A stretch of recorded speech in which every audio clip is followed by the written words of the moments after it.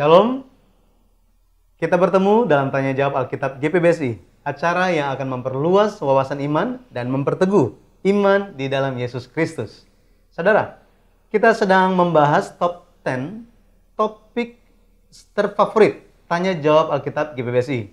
Dan hari ini kita akan masuk pada topik terfavorit nomor 7.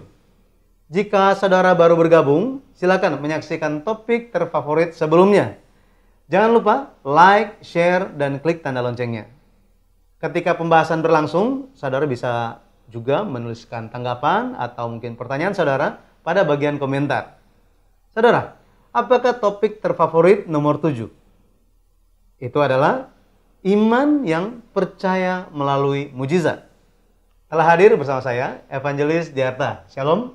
Shalom, Pendeta Yudi. Hari ini kita akan melihat mengenai munculnya iman dalam diri seseorang. Nah, kalau Evangelis Diarta melihat topik ini bagaimana? Ya, iman yang berdasarkan mujizat. Ya.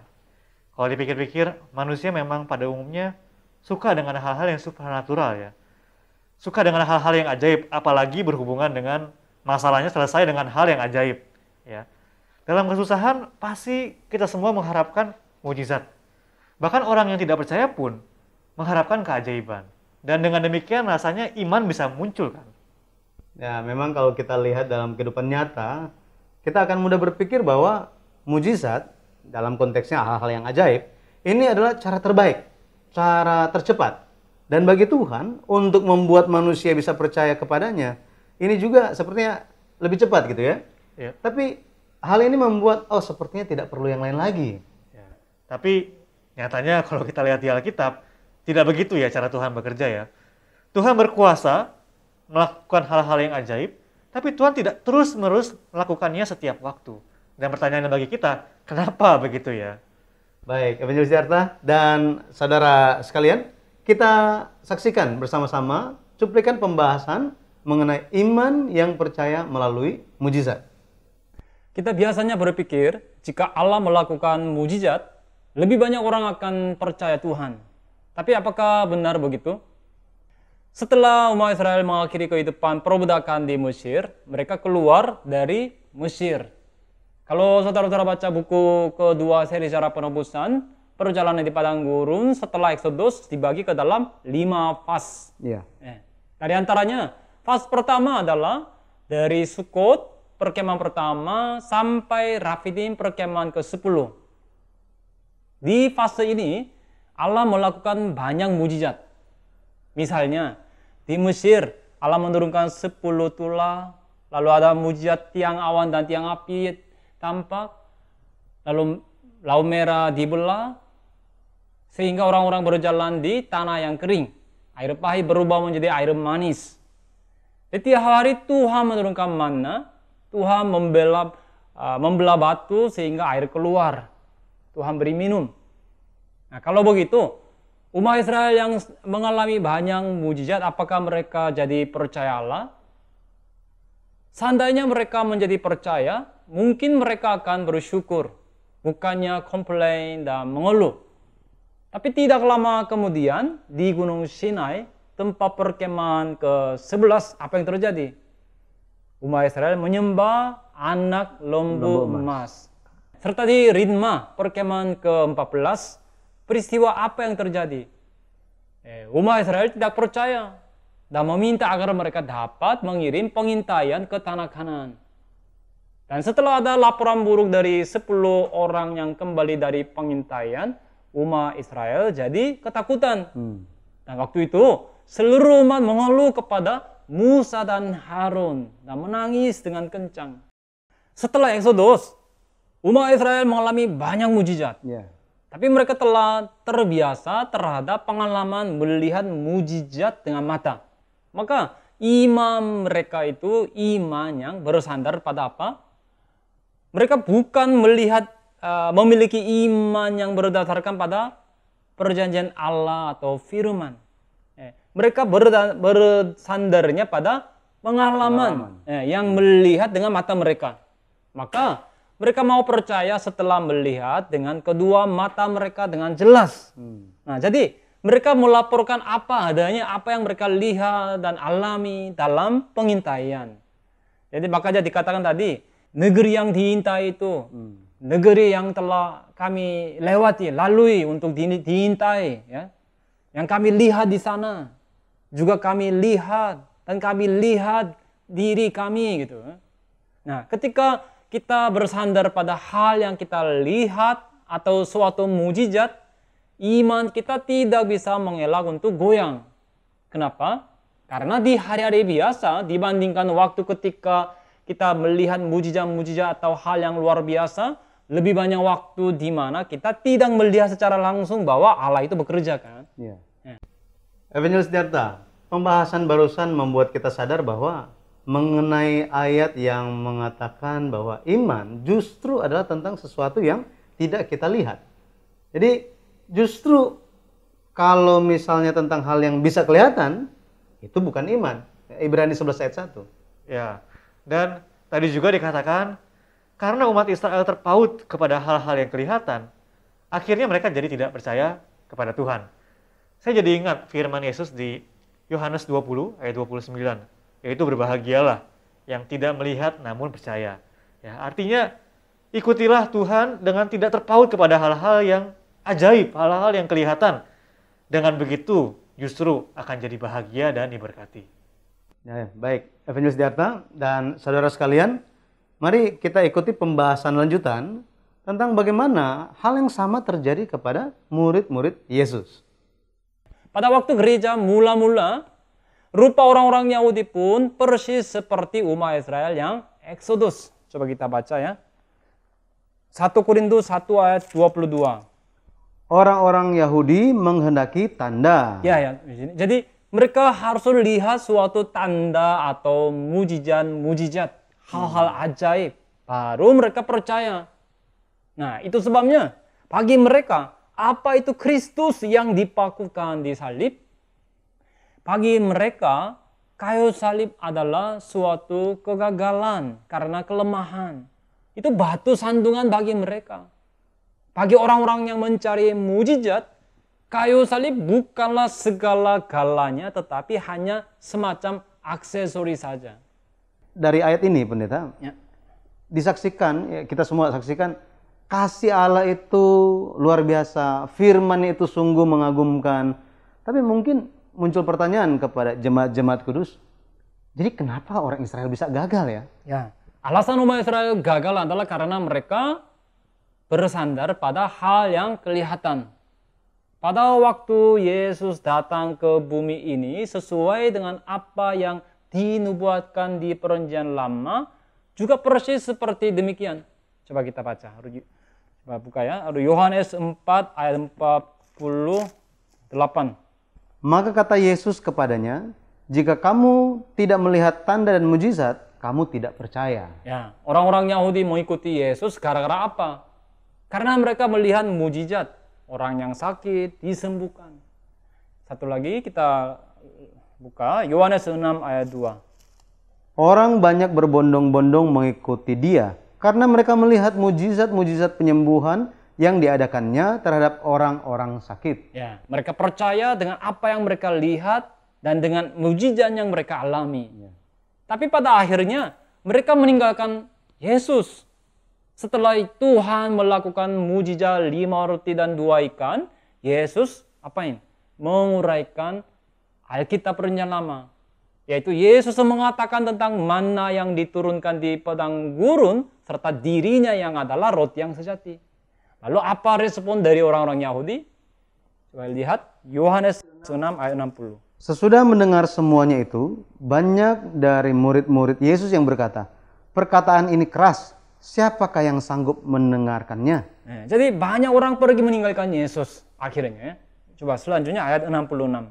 Mulai dari saat itu banyak murid-muridnya mengundurkan diri dan tidak lagi mengikuti dia. Nah, ini adalah hasil mereka hanya mencari mujizat yang kelihatan saja dan tidak memperhatikan firman. Ya, Pendeta Yudi, kalau kita tanggapi video yang tadi, saya lihat mujizat itu bukan sesuatu yang sepenuhnya salah ya. Yesus lakukan mujizat itu. Dan lewat itu orang-orang jadi datang ke hadapan Yesus. Jadi Yesus juga perhatian, peduli dengan kondisi umat yang kelaparan dan sakit. Dan setelah datang kepada Yesus, Yesus mau mengajarkan firman. Nah sayangnya, mereka tidak mau memperhatikan firman Yesus dan tidak mau merenungkan firman Yesus. Ya, istilah sehari-harinya hanya datang kalau ada maunya aja. Ya. Jadi kayak dulu bilang SMP setelah makan pulang gitu. Jadi tidak mau tahu mengenai hal yang lainnya. Yang terpenting masalah kita selesai. Jadi sangat disayangkan. Kita tidak mau tahu apa yang Tuhan inginkan dari kita. Jadi kan seharusnya hubungan itu timbal balik ya. Ya, ya makanya ya, mujizat Yesus itu atau hal-hal yang ajaib tidak setiap saat dilakukan, tidak terus-menerus. Tuhan tidak mau ya manusia itu terjerumus kepada berpusat pada diri sendiri, berpusat pada pemenuhan kebutuhan sendiri. Tapi Tuhan mau kita beranjak ya, menjadi mengenal kehendak Bapa. Jadi saya kepikiran Pendeta Yudi, kalau di tengah-tengah masalah kita merasa, kok Tuhan tidak bantu ya? Kok tidak ada hal-hal yang ajaib terjadi dalam kehidupan kita seperti dulu ya? Nah, mungkin kita bisa berpikir ya, ini artinya sudah waktunya bagi aku untuk memperhatikan firman Tuhan. Ya, sudah waktunya aku untuk mengetahui kehendak Tuhan lebih dalam dibandingkan yang aku ketahui sebelumnya. Ya, jadi mari kita saksikan penjelasan Pendeta Yun ya, selanjutnya. Ini mengenai iman yang timbul lewat firman Tuhan. Ya. Silakan. Kalau begitu bagaimana seharusnya iman kita timbul?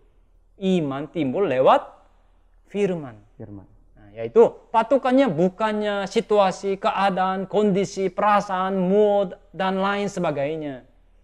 Janganlah kita baru mau percaya setelah melihat, setelah merasakan sesuatu. Tetapi kita harus percaya lewat firman. Bagaimana kita bisa merasakan bahwa Allah itu hidup dan bekerja dalam hidup kita? Ketika kita menghadapi suatu persoalan atau masalah, biasanya orang-orang memutuskan dengan hanya melihat kepada persoalan itu saja. Ya. Lalu jika tidak diselesaikan, tidak kunjung diselesaikan, jadi bagaimana? Akan menjadi ragu. Benar tidak sih Tuhan itu hidup? Nah, tapi saudara, sebenarnya urutannya terbalik. Apa yang harus terjadi yang duluan? Kita harus terlebih dahulu percaya firman Allah, pegang firman Allah. Setelah itu barulah kita lihat situasi atau persoalannya. Pendeta, pandangan umum biasanya itu, lihat dulu situasi, kondisinya, lalu bisa ambil keputusan. Tapi pendeta katakan, pegang firman dulu, setelah itu baru lihat situasinya. Ya. Nah, mungkin pendeta bisa jelaskan lebih spesifik tentang hal ini. Dunia ciptaan Allah, kita bisa lihat dengan apa? Lihat dengan iman atau karena iman. Nah, jika kita lihat dunia dengan standar atau prinsip demikian, banyak hal akan terlihat. Yaitu dalam kehidupan kita tiap-tiap hari, kita akan bisa melihat pekerjaan Allah. Meskipun kesengsaraan datang, kita tetap bisa memberikan pengakuan syukur. Bukankah ini juga merupakan mujizat yang mengagumkan? Amin. Amin. Karena kita percaya firman Allah, janji yang baik dari Allah terhadap diri kita. Contoh, saudara lihat Abraham.